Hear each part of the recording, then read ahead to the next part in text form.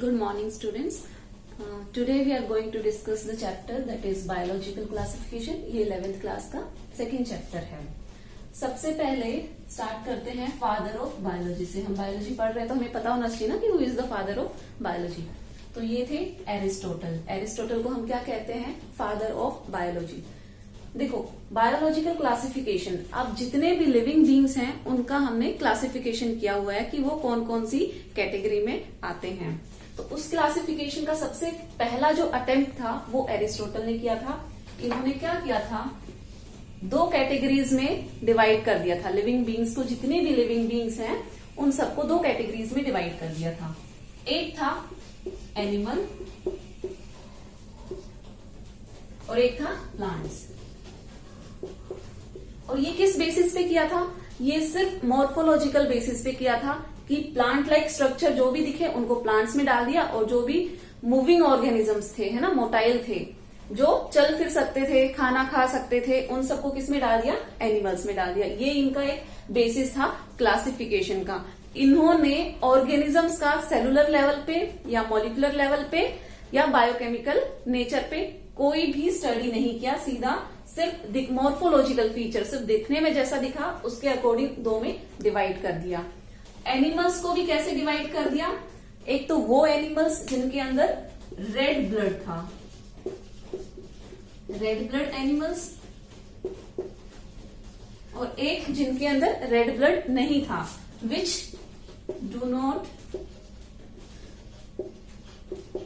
Have read blood. तो ऐसे इन्होंने और एनिमल्स को भी दो कैटेगरीज में डिवाइड कर दिया. प्लांट्स को इन्होंने तीन कैटेगरीज में डिवाइड किया था. वो तीन कैटेगरीज क्या थी? दिखने के बेसिस पे कि हाइट क्या है, कि जो प्लांट है वो क्या है, हाइट में छोटा है तो उसको हर्ब नाम दे दिया, उससे थोड़ी ज्यादा हाइट वाले को श्रब नाम दे दिया, एंड जो सबसे टॉलेस्ट प्लांट्स थे उनको क्या दे दिया? ट्री. तो ये इनका एक बेसिक सा क्लासिफिकेशन का सिस्टम था. एरिस्टोटल ने फर्स्ट टाइम, इन्होंने सबसे फर्स्ट अटेम्प्ट इनका था. ठीक है. अब ये जो सिस्टम दिया है क्लासिफिकेशन का, ये बहुत ज्यादा फीचर्स को ध्यान में नहीं रखा. इन्होंने सिर्फ एक दो फीचर्स को ध्यान में रखा, जैसे कि प्लांट्स कैसे दिखते हैं, एनिमल्स कैसे दिखते हैं, मॉर्फोलॉजिकल कैरेक्टर्स, और दूसरा इनका कि क्या इनके अंदर रेड ब्लड है या नहीं है. एनिमल्स को ऐसे कैटेगराइज कर दिया. तो ये जो सिस्टम है ये बड़ा आर्टिफिशियल सा सिस्टम लगा. ठीक है. कैसा सिस्टम लगा? ये आर्टिफिशियल. ये नेचुरल क्लासिफिकेशन नहीं था कि एक्चुअल में इन्होंने सारे एस्पेक्ट को नहीं स्टडी किया इन्होंने. क्योंकि देखो, एक तो क्या रीजन हो सकता है, उस वक्त हमारे पास इतनी ज्यादा डेवलप टेक्निक्स नहीं थी. जो माइक्रोस्कोप भी था वो बहुत ही लो लेवल माइक्रोस्कोप था. तो जो मॉर्फोलॉजिकली जो दिख सकता था उसके बेसिस पे इन्होंने कैटेगराइज कर दिया एनिमल्स एंड प्लांट्स दो कैटेगरीज में. ठीक है. एरिस्टोटल को ही हम फादर ऑफ जूलॉजी भी कहते हैं. Father of zoology. ठीक है. एक तो ये साइंटिस्ट हुए. दूसरे जो है वो हैं जिन्होंने टू किंगडम क्लासिफिकेशन दिया था. वो कौन है? अब देखो, टू किंगडम क्लासिफिकेशन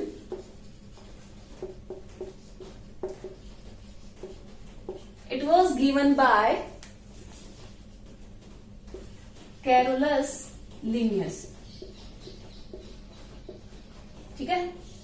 इन्होंने बाइनोमियल नोमेनक्लेचर भी दिया था. अगर आपने फर्स्ट चैप्टर पढ़ा है तो उसमें दिया हुआ है कि बाइनोमियल नोमेनक्लेचर किन्होंने दिया था? कैरोलस लिनियस ने. इन्होंने ही टू किंगडम क्लासिफिकेशन भी दिया था. इन्होंने थोड़े ज्यादा कैरेक्टर्स की स्टडी करते हुए प्लांटे एंड एनिमिलिया में, यहां पे भी इन्होंने भी क्या किया था? सिर्फ दो किंगडम बताए थे, एनिमिलिया एंड प्लांटे. अब इन्होंने बैक्टीरिया को भी एनिमल के अंदर डाल दिया था. ठीक है. और फंगाई, चलो मैं यहां लिख देती हूं कि इन्होंने क्या क्या इंक्लूड किया था. कैरोलस लिनियस ने क्या क्या इंक्लूड कर दिया था एनिमल के अंदर? इन्होंने जितने भी यूनिसेलुलर ऑर्गेनिजम्स थे, लाइक बैक्टीरिया, प्रोकैरियोट्स जितने भी थे। और प्लांटे में इन्होंने किसको डाल दिया, फंगाई को डाल दिया। जबकि उसके बाद में जो क्लासिफिकेशन सिस्टम आया उसमें बैक्टीरिया को अलग प्लेस प्रोवाइड किया गया एंड फंगाई को अलग प्लेस दिया गया। लेकिन कैरोलस लिनियस ने क्या किया था कि एनिमल्स की कैटेगरीज में ही बैक्टीरिया को भी डाल दिया था। उनका कहना था कि बैक्टीरिया मूव कर सकता है, ठीक है, तो ये किसकी कैटेगरी में है, ये एनिमल्स की कैटेगरी में है। और जो फंगाई है वो स्टेशनरी एक जगह पे उगती है, तो उसको प्लांटे यानी कि प्लांट का नाम दे दिया गया कि ये क्या है, प्लांट लाइक स्ट्रक्चर था उसका, इस वजह से प्लांटे में, किंगडम प्लांटे में इसको डाल दिया गया। अब ये जो क्लासिफिकेशन था ये भी बहुत ज्यादा टाइम तक वर्क नहीं किया। इसके बाद में एक और किंगडम आया था, एक और क्लासिफिकेशन आया था, दैट वाज 3 किंगडम क्लासिफिकेशन। ये एनसीईआरटी में नहीं गिवन है, फिर भी मैं बता रही हूं। उस 3 किंगडम क्लासिफिकेशन में क्या हुआ था,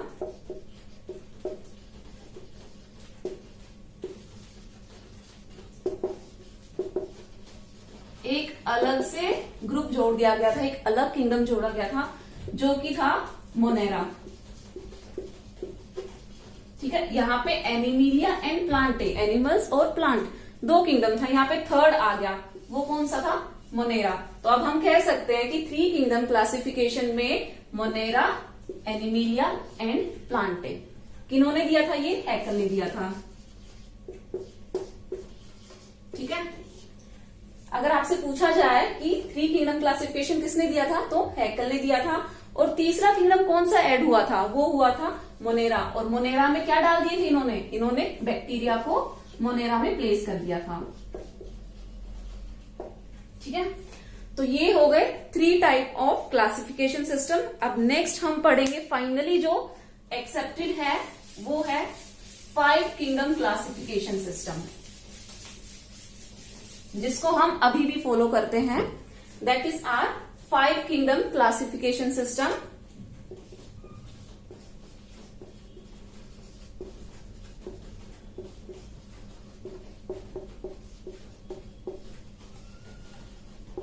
ये दिया था आर.एच. विटेकर ने।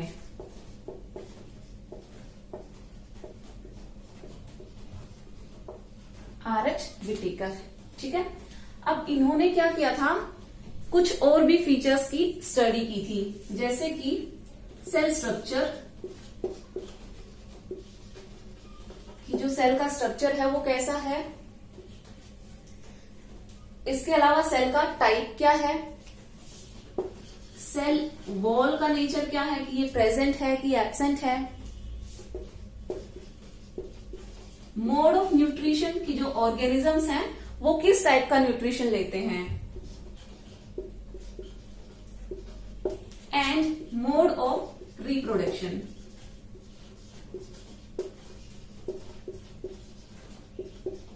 ठीक है। इतने सारे इन्होंने एस्पेक्ट्स की स्टडी की थी, इतने सारे फीचर्स को ध्यान में रखते हुए इन्होंने क्या किया था, 5 किंगडम क्लासिफिकेशन दिया था।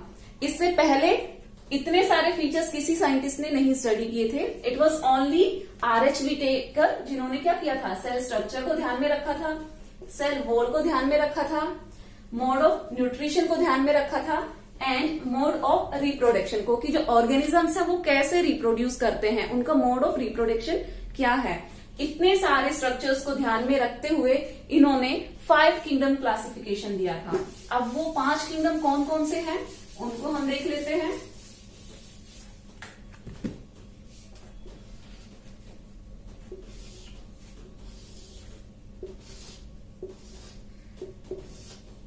सबसे पहले इन्होंने Monera, then Protista, then fungi. इन्होंने क्या किया था, फंगस को अलग से एक किंगडम में क्लासिफाई किया था। उसके बाद में प्लांटे एंड एनिमिलिया, ठीक है।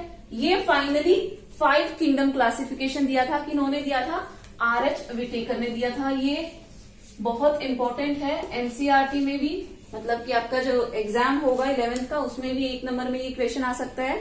क्वेश्चन कैसे आएगा कि हु गेव 5 किंगडम क्लासिफिकेशन। उसमें 4 ऑप्शन हो सकते हैं किसी भी साइंटिस्ट के, उसमें एक ऑप्शन आपको दिखेगा R.H. विटेकर का। एक चीज और ध्यान में रखना, इसी किंगडम 5 किंगडम क्लासिफिकेशन को और किस नाम से जाना जाता है? Natural classification. ठीक है, अगर आपसे पूछा जाए who gave natural classification of kingdom, तो क्या है ये? आपका R.H. विटेकर ने दिया था, जो कि 5 किंगडम क्लासिफिकेशन था। इससे पहले जिन्होंने भी दिया था, एरिस्टोटल ने, कैरोलस लीनियस ने, वो क्या थे? वो आर्टिफिशियल सिस्टम थे, वो नेचुरल नहीं थे, क्योंकि इन्होंने सारे एस्पेक्ट्स को स्टडी करते हुए 5 किंगडम में जितने भी ऑर्गेनिजम्स थे उनको डिवाइड किया था। तो इस क्लासिफिकेशन को कहा जाता है नेचुरल क्लासिफिकेशन। ओके, ये 1 नंबर में ये क्वेश्चन जनरली पूछ लिया जाता है, कई बार ये नीट का क्वेश्चन भी बन जाता है। अब इन्होंने देखो, जो मोनेरा थे वो सारे के सारे प्रोकैरियोट्स थे। ठीक है, अब प्रोकैरियोट्स में कौन आते हैं? जनरली बैक्टीरियाज आते हैं। जितने भी प्रोकैरियोट्स थे, प्रोकैरियोट्स का आई होप आपको पता होगा कि प्रोकैरियोट्स क्या होते हैं, जिनके अंदर जो ऑर्गेनल्स होते हैं, सेल ऑर्गेनल्स होते हैं, वो मेम्ब्रेन बाउंड नहीं होते हैं और जनरली ऑर्गेनल्स भी एब्सेंट रहते हैं। एंड न्यूक्लियर मेम्ब्रेन सबसे ज्यादा इंपॉर्टेंट चीज है कि उनमें न्यूक्लियर मेम्ब्रेन जो होती है वो एब्सेंट होती है। किनमें? प्रोकैरियोट्स में। They are primitive. सबसे पहले कौन इवॉल्व हुए थे? सबसे पहले कौन आए थे? प्रोकैरियोट्स आए थे। ठीक है, इसमें बैक्टीरिया आते हैं। देन प्रोटिस्टा, इसमें जितने भी सिंगल सेल यूकैरियोट्स, मतलब ऐसे ऑर्गेनिजम्स जो कि सिंगल सेलुलर है, यूनिसेलुलर, मतलब उनकी जो बॉडी है वो सिर्फ एक सिंगल सेल से बनी है, बट दे आर यूकैरियोट्स। अब यूकैरियोट्स की कुछ कैरेक्टरिस्टिक्स हैं जिनके बेस पे हमने प्रोकैरियोट्स एंड यूकैरियोट्स को अलग अलग क्लासिफाई किया है। यहां पे मैंने क्या कहा था? प्रोकैरियोट्स में cell nuclear membrane is absent, but eukaryotes में क्या हो जाएगा कि जो न्यूक्लियर मेम्ब्रेन है इट इज प्रेजेंट। जो सेल ऑर्गेनल्स हैं वो भी प्रेजेंट हैं।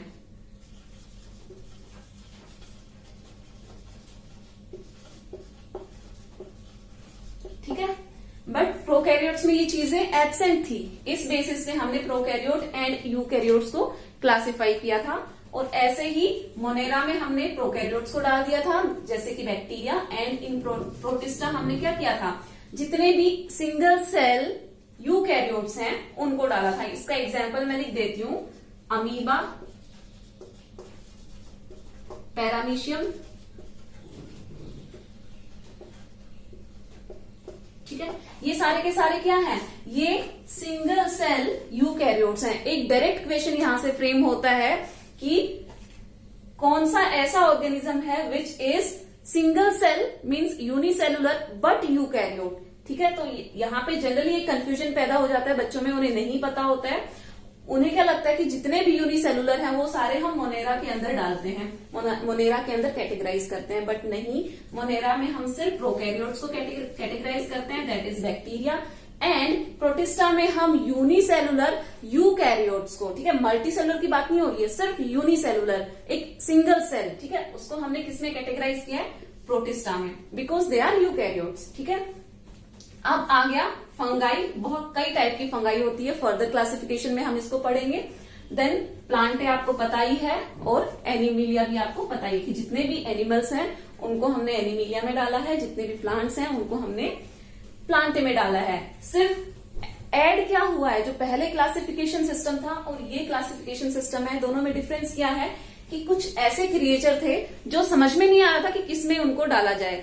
जैसे कि बैक्टीरिया को एनिमल कंसीडर कर लिया था पहले, बट जब उसकी फर्दर स्टडी की गई तो समझ में आया कि जो एनिमल है उसमें तो सेल वॉल नहीं होती है, cell wall is absent in animals. But जो बैक्टीरिया है ये कैसा क्रिएचर है, कैसा ऑर्गेनिज्म है जिसके अंदर सेल वॉल भी प्रेजेंट है। तो एक कंफ्यूजन क्रिएट हुआ कि अब इसको प्लांट में डाला जाए या एनिमल में डाला जाए, क्यों? क्योंकि जो प्लांट की जो प्रॉपर्टी है वो क्या है कि plant they have cell wall, ठीक है। अब जो बैक्टीरिया है उसके पास सेल वॉल तो है, बट वो प्लांट जैसा कहीं से भी नहीं दिखता है, ठीक है, ना ही उसके अंदर प्लांट जैसे फीचर्स हैं। तो इस वजह से मोनेरा एक अलग ग्रुप बनाया गया जिसके अंदर बैक्टीरिया को डाला गया, ठीक है। I hope I am clear with the classification system.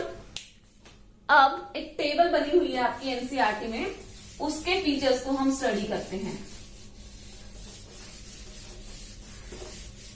जो RH विटेकर है उनकी एक टेबल बनी हुई है जो कि एग्जाम पॉइंट ऑफ व्यू से काफी इंपॉर्टेंट है, यहां से क्वेश्चन पूछ लिया जाता है। इन्होंने 5 डिफरेंट टाइप्स में डिवाइड कर दिया था। One was Monera, protista,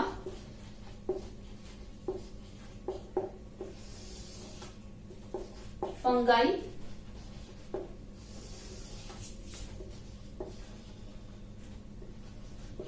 plant and animal. सबसे पहला स्ट्रक्चर जो इन्होंने लिया था वो लिया था, यहां पे फीचर लिख देती हूं। इन्होंने क्या लिया था? सबसे पहला जो फीचर था सेल टाइप, कि जो सेल है वो कैसा है, इज इट प्रोकैरियोट और यूकैरियोट। तो जो मोनेरा था ये क्या था? प्रोकैरियोट था। जितने भी प्रोकैरियोट्स थे वो सारे किसमें आए थे? मोनेरा में आए थे। इसमें भी क्या आए थे? यूकैरियोट, इसमें भी यूकैरियोट, इसमें भी यूकैरियोट, तीनों में यूकैरियोट्स थे। अगला जो फीचर स्टडी किया था that was on the basis of cell wall, कि जो सेल वॉल है ये मोनेरा में क्या है? प्रेजेंट है। प्रोटिस्टा में कुछ प्रोटिस्ट में ये प्रेजेंट भी होती है और एब्सेंट भी होती है।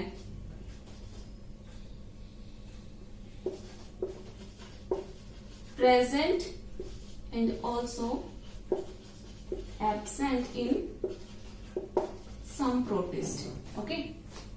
फंगाई में भी सेल वॉल क्या है? प्रेजेंट है। एंड प्लांटे में भी प्रेजेंट है। एनिमल्स का क्या फीचर है? इट इज एब्सेंट, ठीक है, एब्सेंट है। अब इसका केमिकल नेचर की जो सेल वॉल है ये किससे बनी हुई है? अब ये जो सेल वॉल है बैक्टीरिया की, हम बात कर रहे हैं मोनेरा, मोनेरा में सारे बैक्टीरिया आते हैं, तो ये पेप्टिडोग्लाइकॉन से बनी होती है,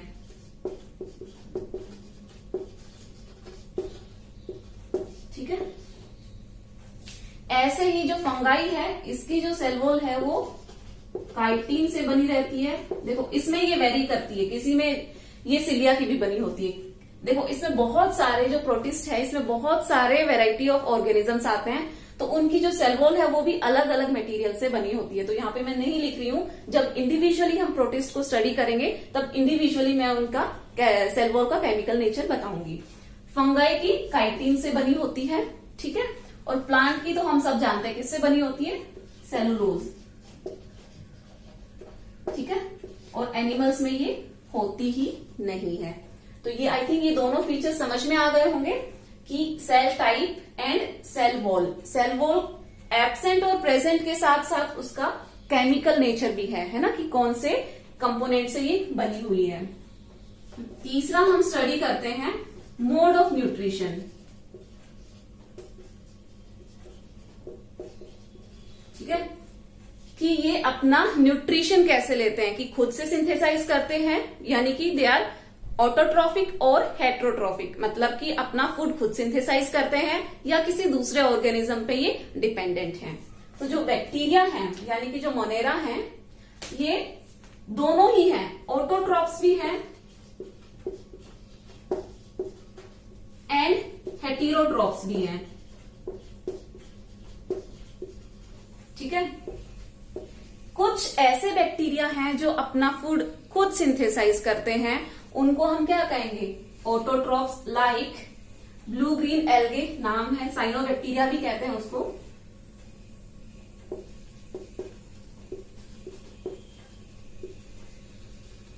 जो ब्लू ग्रीन एल्गे है इट इज ऑटोट्रॉप, ये अपना फूड खुद सिंथेसाइज करता है और कुछ ऐसे बैक्टीरियाज हैं जो दूसरों पे डिपेंडेंट होते हैं, अपना फूड खुद नहीं सिंथेसाइज करते हैं। अब ऑटोट्रॉफ्स भी दो टाइप के हो सकते हैं, इसको मैं यहां लिख देती हूं।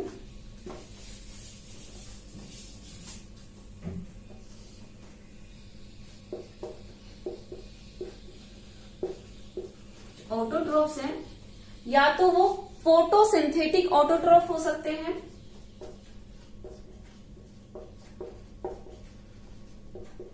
या फिर कीमोसिंथेटिक हो सकते हैं। ठीक है, अब देखो, फोटो का मतलब होता है लाइट, मतलब ये जो अपना फूड बना रहे हैं उसमें किसका रोल है, उसमें डायरेक्ट सनलाइट का रोल है कि सनलाइट की हेल्प से जैसे प्लांट्स अपना फूड सिंथेसाइज करते हैं by the process of photosynthesis, ऐसे ही लाइट को यूज करके कुछ ऐसे बैक्टीरियाज हैं जो अपना फूड बना लेते हैं, तो they are known as photosynthetic autotrophs. ठीक है, ऑटो मीन्स खुद से अपना खाना बना रहे हैं। Some are chemosynthetic, chemosynthetic means they are using some chemical, हम ऐसा कह सकते हैं। तो वो केमिकल क्या होते हैं, दे आर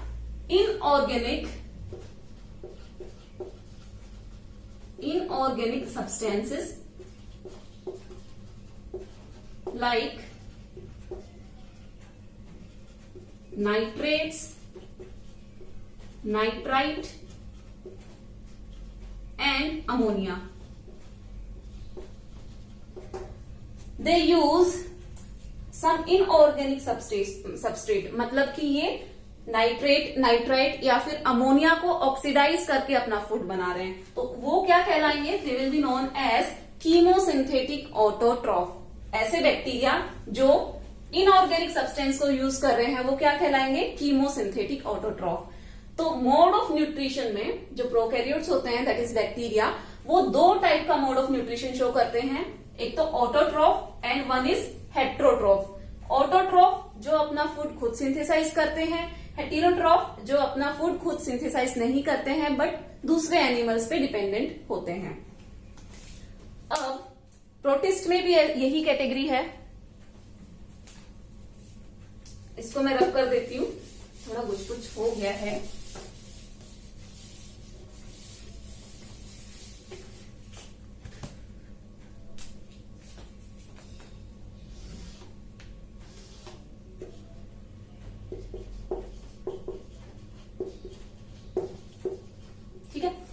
अब प्रोटिस्ट में भी ऐसे ऑर्गेनिज्म पाए जाते हैं जो कि क्या है, ऑटोट्रॉफ भी है एंड हेटेरोट्रॉफ भी है। मतलब ये भी जब सनलाइट प्रेजेंट होती है तो अपना खाना खुद बना लेते हैं, otherwise they are dependent on the other organisms. अब जो फंगाई है, ये फीचर आपको याद रखना है, बड़ा ही इंपॉर्टेंट है। जो फंगस है ये हमेशा ही हेटेरोट्रॉफ होती है, मतलब ये अपना खाना खुद नहीं सिंथेसाइज करती है, it is dependent on other organisms. ठीक है, ये सैप्रोफिटिक मोड भी शो करती है, मतलब जो डेड ऑर्गेनिक मैटर है उसके ऊपर ये फीड करती है। ठीक है, तो ये एक मोड ऑफ न्यूट्रिशन है, कैसा, हेटेरोट्रॉफ का। ठीक है, अब नेक्स्ट इज प्लांट। अब प्लांट तो हमें पता है कि सारे के सारे क्या होते हैं, ऑटोट्रॉफ होते हैं, ये अपना फूड खुद सिंथेसाइज करते हैं। एनिमल्स क्या है, हम सब एनिमल्स क्या है, क्या हम अपना फूड खुद सिंथेसाइज करते हैं, नहीं, हम क्या है, दूसरों पे डिपेंडेंट है, इधर we are dependent on the plants और अदर एनिमल्स। ठीक है, तो वी आर ऑल्सो हेटेरोट्रॉफ। हमारा जो मोड ऑफ न्यूट्रिशन है वो क्या है, होलोजोइक।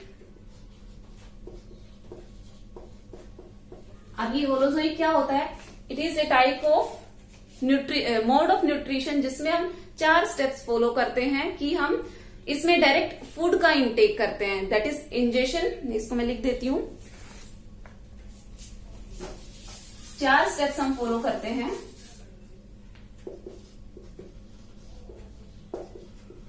इंजेशन, डाइजेशन,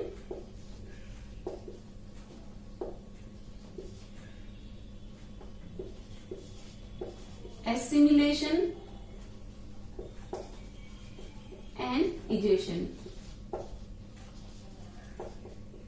ठीक है, मतलब हम फूड का इंटेक करते हैं, सॉलिड पार्टिकल, जैसे कि हम रोटी खाते हैं ना, तो रोटी का हम इंटेक करते हैं, उसके बाद में उसका डाइजेशन होगा, उसके बाद में उसका एब्जॉर्प्शन होगा और एसिमिलेशन होगा। एब्जॉर्प्शन और एसिमिलेशन में क्या डिफरेंसेस हैं कि जब फूड का डाइजेशन हो गया तो बॉडी के सेल्स उसको क्या करेंगे, एब्जॉर्ब करेंगे, और एसिमिलेशन में वो पूरी बॉडी के जितने भी सेल्स हैं वहां तक खाना पहुंचाएंगे। मतलब कि जो इंटेस्टाइन है उसमें एब्जॉर्प्शन हो रहा है, तो हमारी बॉडी के जितने भी पार्ट्स हैं, लाइक द फिंगर टिप्स, यहाँ पे भी कुछ सेल्स प्रेजेंट हैं, ऐसे आपकी लेग्स में भी, ठीक है, जो एक्सट्रीमिटीज जो हैं लाइक फिंगर्स, यहां तक भी फूड का पहुंचना जरूरी है ना, तो वो कौन करवाता है, वो एसिमिलेशन के द्वारा होता है। और जो बच गया अनडाइजेस्टेड मटेरियल जो बच गया है फूड का, वो हम क्या कर देते हैं, वो हम इजेशन कर देते हैं, बॉडी के आउटसाइड थ्रो कर देते हैं। तो ये बेसिक सा क्लासिफिकेशन था किसका, ये एक बेसिक सा क्लासिफिकेशन जो आर.एच. विटेकर ने दिया था, ये एक टेबल बनी हुई है एनसीईआरटी में। ठीक है, ये हमने आज सिर्फ क्लासिफिकेशन डिस्कस किया है। नेक्स्ट क्लास में मैं कुछ इसके क्वेश्चंस और साथ में हम फर्दर मोनेरा को डिस्कस करेंगे। अब हम एक वन बाय वन एक एक किंगडम को लेते हुए हम इन सबको डिस्कस करेंगे। एक क्वेश्चन है आपका एनसीईआरटी का, जो क्वेश्चन 1 है, that is discuss how classification system have undergone several changes over a period of time. ये क्वेश्चन हमसे पूछ रहा है कि जो क्लासिफिकेशन सिस्टम है वो कितनी बार चेंज हुआ है, कैसे धीरे धीरे उसमें चेंजेस आए हैं, वो ये पूछना चाह रहा है। तो मैं एक बार डिस्कस कर देती हूँ कि ऐसे कौन कौन से पॉइंट हैं जो आप अपने आंसर में इंक्लूड करोगे। ठीक है, ये एनसीईआरटी का पीछे का क्वेश्चन है। तो जो जो पॉइंट्स आपको डिस्कस करने हैं, सबसे पहले एरिस्टोटल आपको डिस्कस करना है कि उन्होंने किस बेसिस पे, मॉर्फोलॉजिकल बेसिस पे, मॉर्फोलॉजिकल कैरेक्टर के बेसिस पे सबसे पहले उन्होंने अपना क्लासिफिकेशन सिस्टम देने की ट्राई की थी। ठीक है, उसके बाद में कैरोलस लिनियस ने ट्राई किया था 2 किंगडम क्लासिफिकेशन सिस्टम का। ये दोनों ही कैसे थे, आर्टिफिशियल क्लासिफिकेशन थे। ठीक है, and third was R H. Whittaker, इनको भी हमें इंक्लूड करना है। 1969 में इन्होंने 5 किंगडम क्लासिफिकेशन दिया था, और साथ में इनका जो बेसिस है वो एक टेबुलर फॉर्म में दे रखा है बुक में। ठीक है, उसमें क्या क्या उन्होंने इंक्लूड किए हैं, कौन कौन से कैरेक्टर्स, सेल टाइप की सेल क्या है, प्रोकैरियोट है कि यूकैरियोट है, सेल वॉल किससे बनी हुई है, प्रेजेंट है कि एब्सेंट है, या फिर कौन क्या उसका नेचर है, केमिकल कंपोजिशन क्या है। देन न्यूक्लियर मेम्ब्रेन की, जो न्यूक्लियर मेम्ब्रेन प्रेजेंट है कि एब्सेंट है। देखो, सिर्फ जो मोनेरा था उसमें ये एब्सेंट थी न्यूक्लियर मेम्ब्रेन, बाकी सब में वो प्रेजेंट थी। क्यों, क्योंकि ये इकलौता जो मोनेरा था ये क्या था, प्रोकैरियोट था। इसके अलावा सारे क्या थे, यूकैरियोट थे, प्रोटिस्टा, फंगाई, प्लांटे, एनिमिलिया। ठीक है, तो आप उसमें ये भी इंक्लूड करेंगे। देन बॉडी ऑर्गेनाइजेशन की, जो बॉडी है वो क्या है, यूनिसेलुलर है, सेल से बनी है, टिश्यू से बनी है, उसका सेलुलर ऑर्गेनाइजेशन क्या है कि सेल है, टिश्यू है, ऑर्गन है, ऑर्गन लेवल, ऑर्गन सिस्टम है ना। तो जो मोनेरा है वो तो सिंगल सेल ही है, ठीक है, बैक्टीरिया क्या एक सिंगल सेल है, तो आप उसमें ये इंक्लूड करेंगे। देन प्रोटिस्टा में भी क्या है, सेलुलर लेवल ही है। उसके बाद में फंगाई, वो मल्टी सेलुलर लेवल में चली जाती है, अभी तक ऑर्गन सिस्टम नहीं आया है, सिर्फ सेलुलर लेवल पे ही चल रहे हैं। उसके बाद में जब हम बात करते हैं प्लांटे एंड एनिमिलिया की, तो वहां पे organ and organ system develop हो गया है ना। जैसे कि एनिमल्स की अगर मैं बात करूं तो डाइजेस्टिव सिस्टम, रिप्रोडक्टिव सिस्टम, ये सारे सिस्टम डेवलप हो गए हैं। लेकिन जहां मैं बात करती हूँ मोनेरा, प्रोटिस्टा की, उनके पास सिर्फ एक सिंगल सेल ही है। ठीक है ना, सेलुलर लेवल पे ही उनका जो बॉडी है वो फंक्शन करता है, सिर्फ एक सिंगल सेल के ऊपर। तो ये बहुत इंपॉर्टेंट पॉइंट है, ये मैं इससे पहले उस टेबल में डिस्कस करना भूल गई थी, इसीलिए अभी डिस्कस कर रही हूँ। देन मोड ऑफ न्यूट्रिशन कि कैसे वो अपना खाना लेते हैं, लाइक दे आर ऑटोट्रॉफिक और हेटेरोट्रॉफिक। ठीक है, तो ये एक टेबल बनी हुई है। तो ये इस क्वेश्चन में ये तीनों पॉइंट इंक्लूड होने चाहिए। ठीक है, तीनों साइंटिस्ट के बारे में आपको डिस्कस करना है, क्योंकि इन्होंने पूछा है changes over a period of time, starting से लेकर अब तक जो हम फॉलो कर रहे हैं, ये जो क्लासिफिकेशन सिस्टम है कितनी बार चेंज हुआ है, इसमें क्या क्या न्यू चीजें ऐड हुई हैं। तो ये एक क्वेश्चन था आपके एनसीईआरटी में। मैंने जैसे ही हम फर्दर टॉपिक पहले स्टडी करेंगे, उसके एंड में हम उस टॉपिक से रिलेटेड जो भी क्वेश्चन एनसीईआरटी में दिया होगा हम उसको डिस्कस करेंगे। ठीक है, थैंक यू।